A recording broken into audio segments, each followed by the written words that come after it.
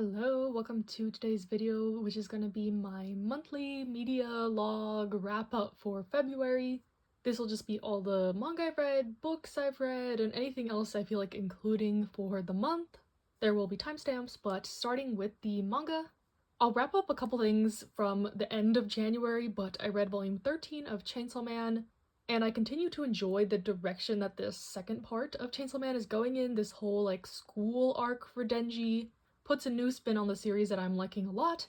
I know like it's not everyone's cup of tea, but I'm really excited to see how all these new characters flesh out and what kind of development Denji will have, etc. And then in the end of January, I also finished up the Prince's Romance Gambit, which was a series I read on K-Manga. I was about halfway through last time I talked about it. And finishing up the series, I overall ended up really enjoying it. It's very Oran-esque, Boys Over Flowers. Maybe took a little bit too much inspiration from Boys Over Flowers in the end there, but it's about kind of a poor girl going to this rich elite school. The prince of the school falls in love with her, and it's about their kind of romance. And the series is extremely cute, funny, lots of rich people shenanigans, which is something that I love. But near the end, it kind of just felt a little bit messy and rushed. When I allude to Boys Over Flowers, there was kind of like an amnesia segment. I hate that trope in manga. Just please don't do that anymore. But yeah, kind of sad that the ending kind of just like fizzled out and flopped a little bit, but I do recommend the series if you want something fun, lighthearted, rich people satire, but with some surprisingly good like discussions, good boundaries between the characters, and just lovable characters overall. And then at the end of January, I also started my reread of Haikyuu. I got up to volume 7, and as of now, it's the first weekend in February, I'm already up to volume 21, so clearly making fast progress on that, and I'll talk about it when I do wrap up the series, hopefully by the end of this month.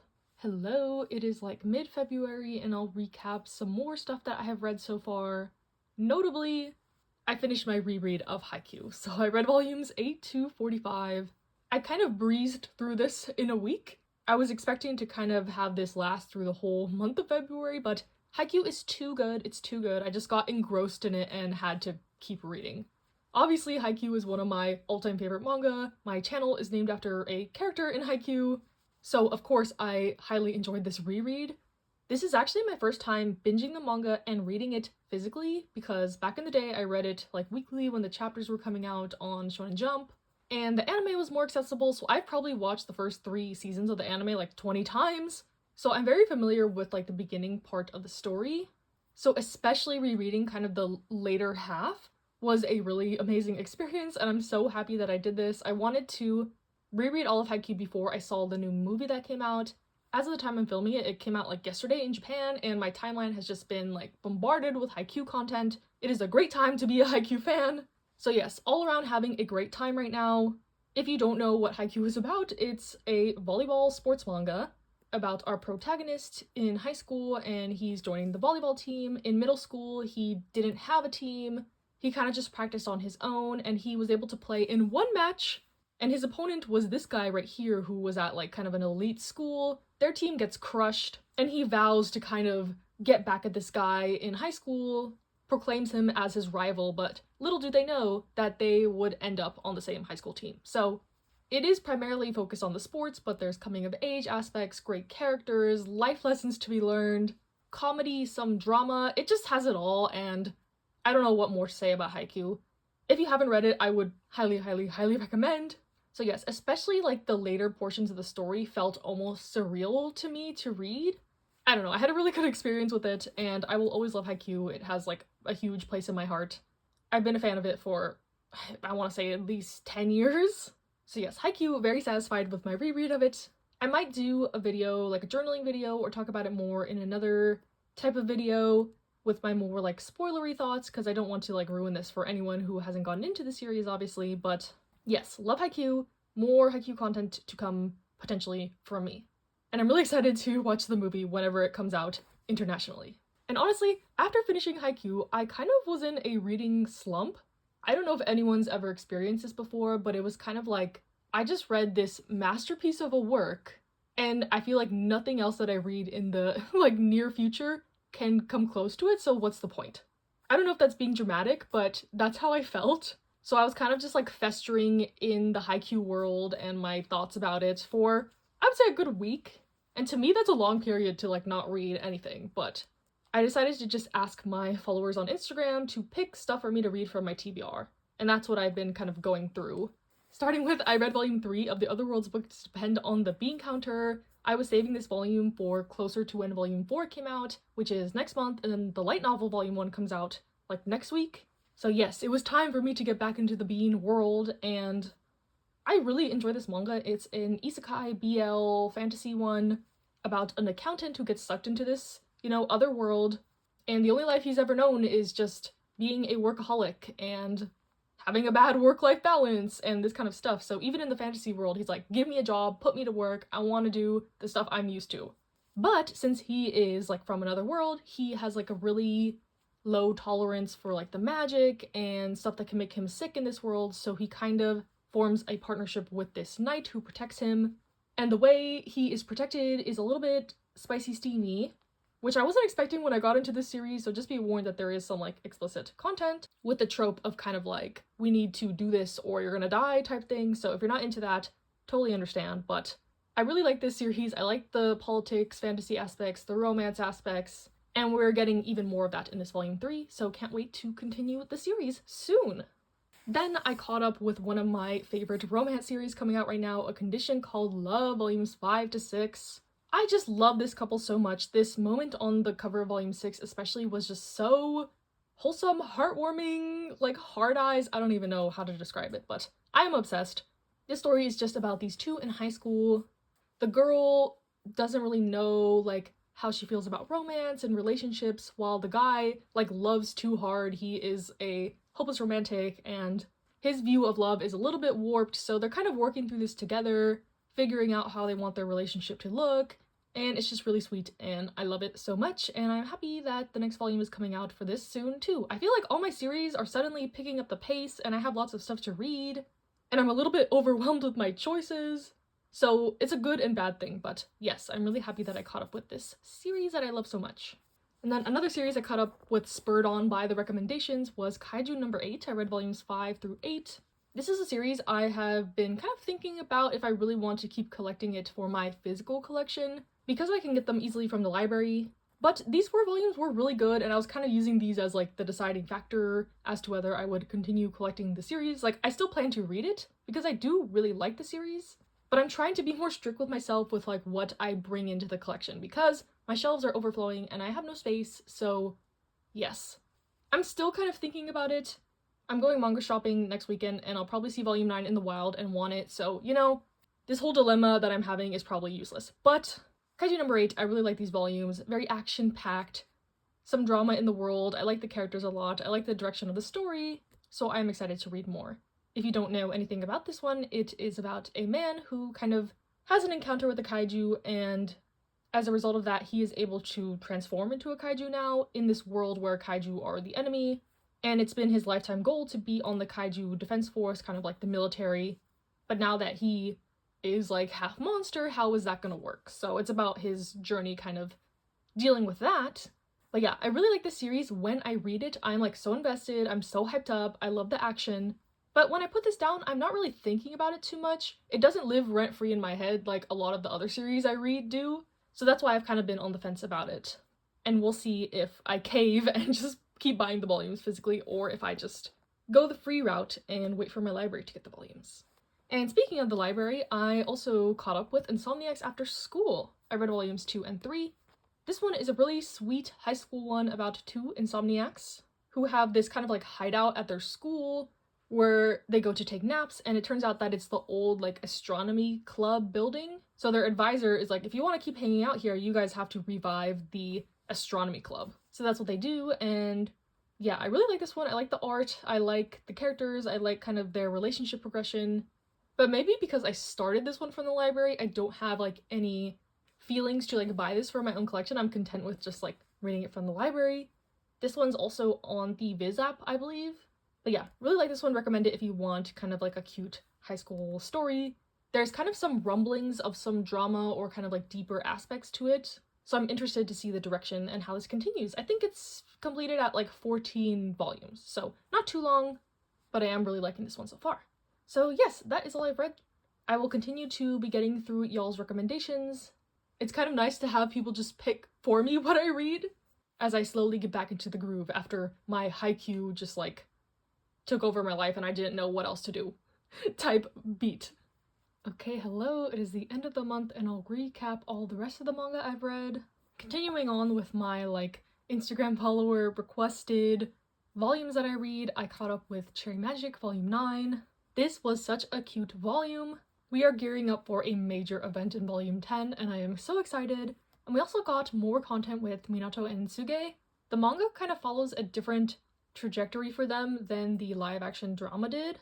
So it's kind of funny to see like what is happening with them now. I don't know if like the show kind of did its own interpretation of how their relationship will end up, but in the manga at least they're still kind of like in the getting to know each other phases. So it's interesting to see the differences in that. And I am so excited for Volume 10. I also caught up with In the Clear Moonlit Dusk, Volume 6. This is honestly the first volume of the series where I've really felt like invested in the story and the characters.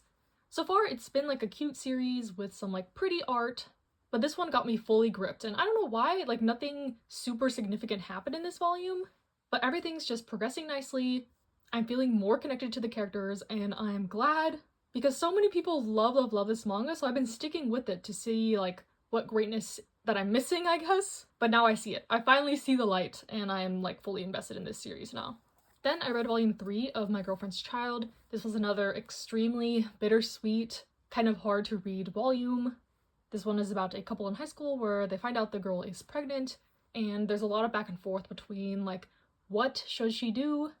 Both of their families kind of want her to do certain things, and she kind of has a big realization in this one, and you know, it's just hard. You feel for these characters a lot, and I appreciate that there's like different perspectives on what she should do, or like the different options, I guess. This is a pretty educational manga also. So yes, this is a really important series. It's not necessarily a fun, happy read, but it's realistic, it's heartbreaking, at times heartwarming, very bittersweet, but I love it and I implore anyone to read this manga if you're interested in kind of the subject matter. Then, one of the main things on my TBR, I hoped to reread The Apothecary Diaries and catch up. I made it to Volume 9, I didn't get to Volume 10, so not completely caught up, but I think I accomplished most of my goal. And what more can I say about The Apothecary Diaries? It is a great series. I have seen a lot of people getting into it because of the anime, so that kind of got me in the mood to reread this. And rereading this kind of like shorter, ongoing series made me kind of feel like rereading doesn't have to be this big undertaking like it was with Haikyuu. That was like a lot of volumes, and it was something that I planned for like as a project. But hopefully now I can kind of just pick up series like this and kind of just reread a bunch of volumes before I continue. It's good for a refresher. Sometimes series have like really long chunks in between the volumes coming out, so yes, hopefully I can be more casual like this with my rereads in the future, I guess. But in terms of the content, this series continues to be going strong. We're learning more and more about the characters and their backstories and their motives. While at first, I feel like it was a bit episodic and we get these mysteries that are being solved. If you don't know what this manga is about, it's about this girl named Mao Mao. She's kidnapped and sent to work in the inner court, but they find out that she knows a lot about like medicines and drugs. So she gets promoted to be the poison tester for one of the concubines of the emperor, and she ends up being this little detective and solving mysteries and stuff like that. But the further you go on in the story, stuff is interconnected, everything has a purpose, you're getting to know the characters, and I think rereading it this time around, I saw a lot more, like I picked up on a lot more because like I know what happened, and I was like, dang, like I was really oblivious the first time I read this. But that's what happens when you kind of like have to read it when each volume comes out and there's space in between. But yes, really happy my brain was able to be refreshed with the series. I love it a lot. Can't wait to continue. The light novel's coming out in English and I already pre-ordered that. So really excited to see the source material. I'll probably watch the anime eventually. I'm so bad with anime, but from what I've seen, it's a really great adaptation. It's doing well. So yes, if you've watched the anime or you're like watching it right now, totally get into the manga as well. It's great if you want some like, you know, mystery, drama, inner court type vibes with a strong female lead. And then for my birthday, I got an iPad and I have become a total iPad kid, and the rest of my reads for the month are digital.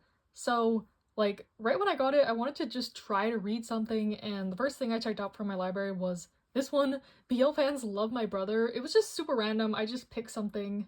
This was a one-shot and it ended up being okay. I give it like a 6-7 out of 10. It's about this girl and her brother makes doujinshi manga for like this series that he loves. But he never leaves his house, and throughout the course of the volume he's trying to like get outside a little bit more, participate in like comiket, but at first he has his sister go pose as him, and slowly but surely he kind of starts to explore the world outside his little digital cave that he has. So I thought it was nice, it was cute. Portrays the brother's anxieties pretty well with just leaving the house in general. Could be pretty relatable in the times we live in, so yes, nothing amazing, but it was cute. And then I read volumes 6 through 8 of Tsurezure Children. This is one that I really like for just like a turn your brain off type fun, cute read. It's a story set in high school with a bunch of couples. There is like at least 15 different couples, so each chapter is kind of like about a different couple and just kind of their challenges. Any kind of dynamic or trope or anything is in this. Another one that is like nothing amazing, innovative, groundbreaking, but it's fun and I like it a lot, and I think there's 12 volumes. The anime is also hilarious for it. That's how I got into the series like a long time ago, and when I saw my library had these volumes, I was very happy. So that's what I read through my library. And then on K-Manga, I started my reread / read of Baby Steps. So in February, I think I got through volumes 1 to 5. As you can see, I've been reading. It's currently March 3rd and I'm already up through like volume almost 20, I think. But more on like the later part of the story, I guess, in next month's, because I am trying to read a sports manga a month. So Baby Steps is my read for March. I got a little head start in February. But I have previously read about like 250 out of 450 chapters for Baby Steps, so I had gotten over halfway before, but this was back when the chapters were like releasing, and I kind of just fell off the series due to like a really big event that happened. Like, it's a really happy event and it felt like the climax of the story, and I was like, okay, well, I don't need to read anymore, I'm satisfied. But this time I'm gonna make it through to the end, and I'm really happy that there is an official translation now on K-Manga. But Baby Steps is about this kid in high school. He is like a straight A student, honor student, and he kind of just wants to pick up a hobby or a sport to keep him active because he's always studying, always cooped up in his room. And his mom signs him up for this tennis class, and it quickly evolves from there.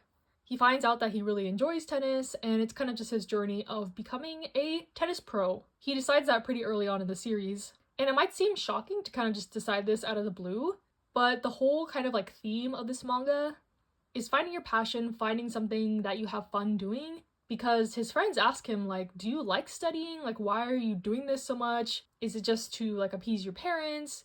Do what you're supposed to be doing, quote unquote, studying, getting good grades, going to college, getting a job.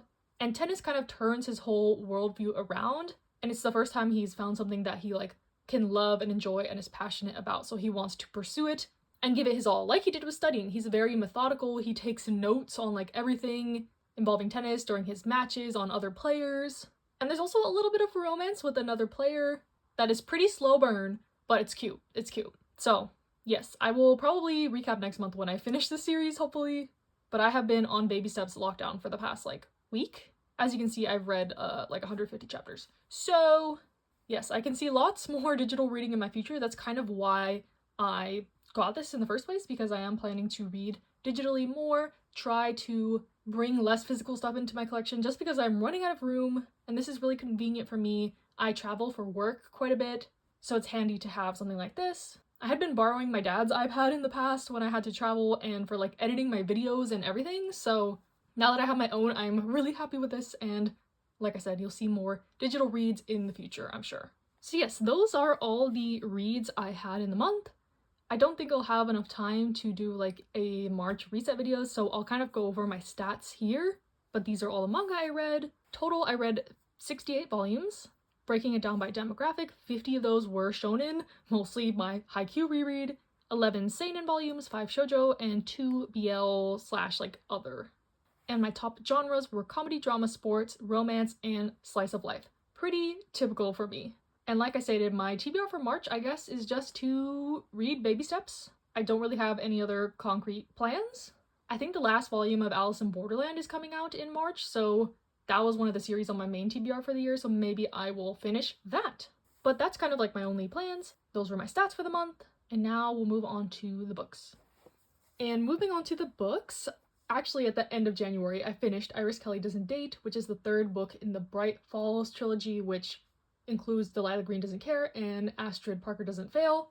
But if you saw my media log from last month, I read the second book and I wasn't super impressed by it, so this third one I wasn't going into it with like too high expectations. But I'm glad that this did redeem the series for me. This was a solid installment, not as good as Delilah Green Doesn't Care, but I still gave it like a 4-star, 4.5 star. This book follows Iris, which is one of the friend characters in the prior books, and her whole story revolves around the fact that she doesn't want to settle down, she doesn't want kids, she doesn't want to get married, but she has this intense pressure from her family to do so. She just likes to have fun, have one-night stands, not take life too seriously in general. But this pressure from her family and her siblings is starting to weigh down on her. And she's also a romance novel author, which is like a new development in this book. And since she doesn't do like dating or quote-unquote relationships in her mind, she's kind of in a slump with her writing. And that's when she meets the love interest character, Stevie, who has just gotten out of a long-term relationship and she's trying to move on and wants to like have a one-night stand in a bar and get back into the groove of things, and that's when she meets Iris. But Stevie has really bad anxiety, and this whole like one-night stand attempt ended really badly, but they end up meeting again when they're doing this community theater play together. And because of certain circumstances, they decide to like fake date for Stevie's friend group while Iris is using it to kind of get material for her romance writing. So off the bat, I really like fake dating tropes, so that definitely helped this in that aspect. But I found myself really relating to both these characters in terms of like not really wanting to settle down in general, but also with the whole anxiety and dating type thing. This definitely surprised me in that aspect. Iris wasn't my favorite character in the other books. She's very, loud, outgoing, funny. She kind of does that as a mask sometimes because she's expected to be like the fun friend, while deep inside she doesn't always feel like that. And now that we get to see her perspective of what's like going on with her, I feel like I understand her much better as a character. And their relationship development is a little bit rocky but realistic in my opinion, and turned out quite cute in the way that they kind of support each other through their issues. And I thought the ending was very nice. A very nice conclusion to the series, wrapped up well. I think the second book was unnecessary, to be honest, but overall I did like this and I would recommend this. The only major issue I would say with this book and the series as a whole is that the attempt at diversity and inclusion is very poor. All of the main characters are cis and white, but the author tries to make up for that, I guess, with the side characters. But then the author will also like introduce all these like random background people with their race/ethnicity or their gender or their sexuality as like the opening line. Like, I can think of so many examples, but in this play they're doing, it's like a queer Shakespeare retelling, and the director is like, yes, we have 2 men playing X and X and one is trans, and we have a non-binary person playing this character, so we changed all the pronouns to they, them. But these characters are never like mentioned at all in the story. They have no like speaking lines. It's just like a selling point for this play. They use the word Latinx like 3 times in this and it just made me physically cringe. So yeah, fair warning about that. It didn't completely hinder my enjoyment of the book. Delilah Green Doesn't Care is the best book in the series, so like if you just read that and don't want to continue, you're not missing out on much. But I'm glad that I did end up completing the series. So yeah, I'll be back if I read more books in February. So yes, I'm back, and I did not read any books in February, so I don't know what happened. I guess I was in a bit of a novel reading slump. I think I went too hard in January. I tried to read The Final Gambit like 5 times, and I couldn't get into it, so I just decided to take a pause. Maybe I'll get back to it in March. Some other kind of media I consumed in February, I guess. This is gonna expose me, but y'all already know I like this show and trashy TV in general, but Love is Blind, the new season came out on Netflix. It is so good. I love the drama. I love the drama when it's not about me or my relationships. So if you don't know the premise of the show, it's like a bunch of people kind of go on this speed dating experiment where they can't see each other, and by the end of it they have to propose to each other unseen. But then they kind of do a trial, like marriage, living together, honeymoon type thing, to see if they would actually work in the real world, and that's when the drama and chaos ensues. So the finale is like next week as of the filming of this, and yeah, the season is so unserious, but there's a lot of like funny drama, and already because of that it's better than last season. So yeah, I would say the first like 2 seasons were actually like genuinely good, and you could tell like most people on there were trying to find love and stuff, but now everyone just goes on there for the clout, for internet fame, and you can tell it's like kind of disingenuous, but it's still fun. It's still fun. I really need to watch Drag Race though, the new season. I'm slacking on that a lot, but I'll update y'all once I watch it. Probably when it's over, I'll have to binge the whole season at this point. And then February was also the month of music. So many good albums, comebacks. I haven't even listened to them all yet because there's just been so much, but I'll link my February playlist and I'll kind of look through some notable releases this way. But of course, we had Bamyangang. That was my favorite song of February. I am obsessed with it. I'm obsessed with it. It was my song playing, like, I commute to work on the bus, and it was just the best song to just stare out the window, have it on repeat. It's such an ethereal, like, dream-like song, and it was my top track of the month, for sure. Like, I would have been shocked if it wasn't up there. But then I also really enjoyed Ten's, like, solo mini album. I love Ten, he is my overall bias in NCT, and these were the songs I liked a lot: Dangerous, Lie With You, Water, and Shadow. Nightwalker was okay as a title track. That's not really my style of music. It's very Taemin-esque. It shows off his dancing very well with the choreography, but sonically, not my vibe. But that's okay, because look at all these other songs that we got. And then, of course, Unu's solo debut. I talk about it more in a video I think will be posted after this, if not before. But I loved it. Perfection. Moi. Very personal project, not really like a commercially marketable one. I guess he stated so himself. He wasn't intending to like have a pop hit on his hands, but it's very personal. A lot of the songs are very sad. My favorites are You and I and Fucking Great Time. Where Am I, You're the Best are tearjerkers, and then Stay is the title. It sounds like an OST, but it's still good. I can see why they chose it as the title, but it's like not my favorite song on the album overall. Then we kind of have some one-offs. Billy's Japanese comeback, Chocolate by Chu, that's what I'm currently listening to. We by Wheein. Moonbyul's new album was pretty good. Yugyeom. DK from iKON, his solo album was pretty good. Le Seraphim's comeback. I really like Easy, and I like We Got So Much. I think those are the only songs I liked on the album, though. Taeyong also had a comeback. I liked a couple songs on there. Gravity's album is really good. Gravity's music is really good, especially their B-sides, so I always check them out. And then we kind of have some random one-off stuff. Plave. I'm not into Plave. Like, I don't know the members or anything really about them. They're like that VTuber K-pop group. But apparently their album, like, is a huge hit in Korea right now, so good for them. Good for them. And yeah, just some other, like, random things. And this is kind of some stuff I still have to listen to from February. This is how I do it. I kind of just, like, dump everything in this playlist, and I get to it when I get to it. So, yes, lots of good stuff in February for music. I haven't investigated much into what's coming out in March, but I'm sure there'll be some great stuff. And yeah, so that's kind of it. A lot of manga this month, a lot of music, not much else for me. I hope you enjoyed regardless. Stay safe, stay happy, stay healthy, and I'll see you in the next one.